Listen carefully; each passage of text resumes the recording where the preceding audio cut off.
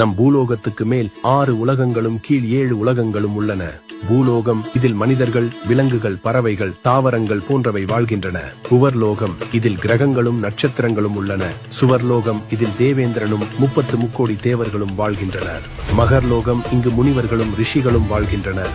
ஜனலோகம், இங்கு பிரம்மாவின் மகன்களான சனத் குமாரர்களும் நாரதரும் வாழ்கின்றனர். தபலோகம், இங்கு தேவதைகளும் தெய்வங்களும் வசிக்கின்றனர். சத்தியலோகம், இது படைப்பு, கடவுள் பிரம்மனின் உலகம். இனி பூமிக்கு கீழே இருக்கும் உலகங்களை பார்ப்போம். அதல லோகம், இந்த உலகம் பெண்ணாசைக்கான உலகம் என்று அறியப்படுகிறது. விதல லோகம், இது பொன்னாசைக்கான உலகம். சுதல லோகம், இது மண்ணாசைக்கான உலகம். தலாதல லோகம், இங்கு மாயாவிகள் வாழ்கின்றனர். மகாதல லோகம், இது நாகங்களின் நாகலோகம் எனலாம். ரசாதல லோகம், இது அசுரர்களும் அவர்களின் குருவான சுக்கராச்சாரியாருக்குமான உலகம். பாதாள லோகம், இது ஆதிசேஷன், வாசுகி போன்ற அரச நாகங்கள் வாழும் உலகம். நீங்க எந்த லோகத்தில் வாழ ஆசைப்படுறீங்க? கமெண்ட்ல சொல்லுங்க.